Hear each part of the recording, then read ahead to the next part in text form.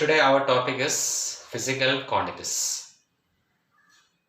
You are familiar with the different physical quantities like mass is a physical quantity, temperature, then velocity, acceleration, speed, distance, displacement. So these are different physical quantities.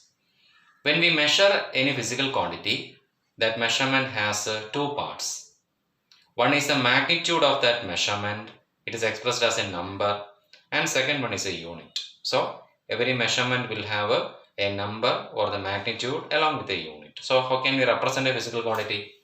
We can represent a physical quantity like this. If Q is a physical quantity, we can write NU. N is the magnitude of that measured value and U is the unit. So N is the number which we measure for that particular quantity and U is the unit. Now these physical quantities we broadly classify into three categories. First category is fundamental quantity. Second one is supplementary quantity. And third one is called derived quantity. So three types of quantities. Now we'll say first fundamental quantities. So we'll start with the fundamental quantities. Now there are seven fundamental quantities. The quantities are, first one is mass. We can classify like this: mass. Second is length. After mass, second one is length. Third one is time. Then fourth one is temperature. Then fifth one is electric current.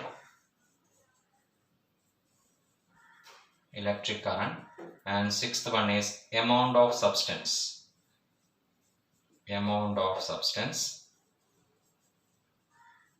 And seventh one is luminous intensity.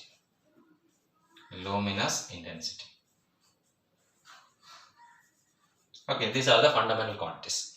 And these fundamental quantities are having SI unit also. I'll just give symbol of the SI units. Mass has an SI unit kilogram. This is a symbol. Length has SI unit meter. Time has SI unit second, represented by S, small s. Then temperature we represent by K, capital K, Kelvin. Current by ampere, A is a symbol. Amount of substance by mole, MOL is a symbol. And luminous intensity we have a unit candela. It is represented as CD. Capital C, small d, candela. Candela is the SI unit of luminous intensity. I write that word candela because it is a new term, candela. Okay, candela is the SI unit of luminous intensity. So we have seven fundamental quantities. Apart from these seven fundamental quantities, we have two supplementary quantities. So I'll write now supplementary quantities.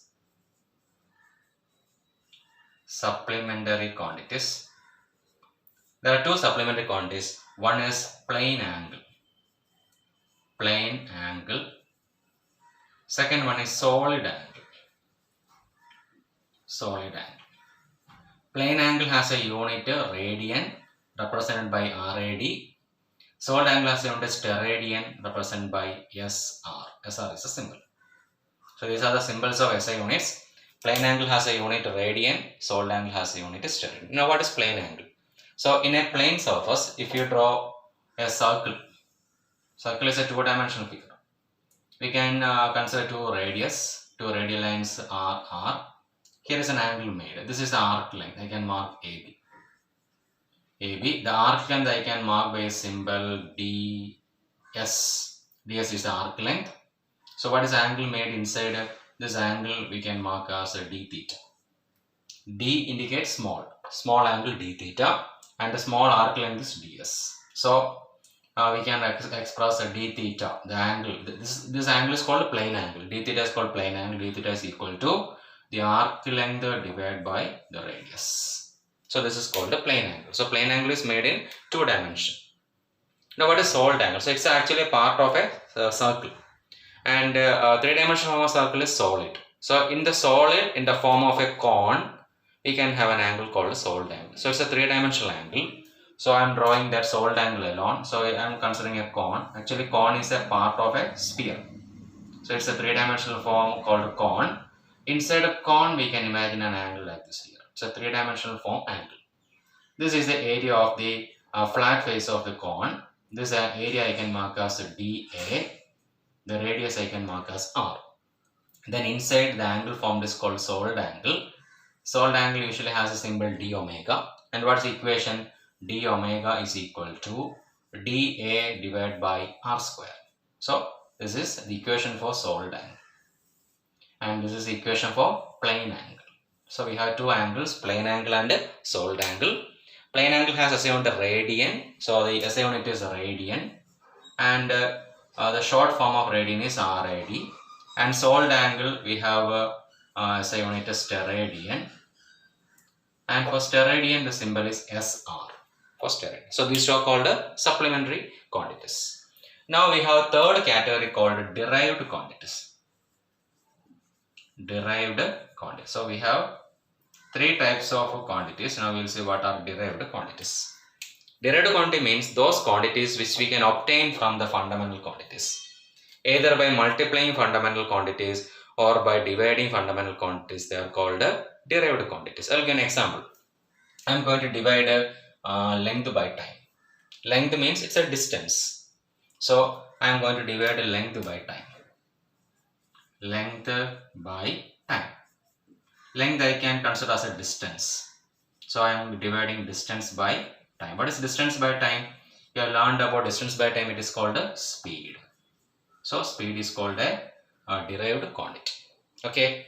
So there are many derived quantities like speed, acceleration, velocity, force, work. All these come under derived quantities. Okay. So physical quantities classified into three categories: fundamental quantities, supplementary, and derived quantities. There are many derived quantities. And I have given one example, that is speed. Length by time or distance by time, that will be speed. Okay. So from fundamental quantities, either multiplying the fundamental quantities or derived quantities or dividing the fundamental quantities, we can obtain derived quantities. Okay. So that's about physical quantities. Okay. Thank you.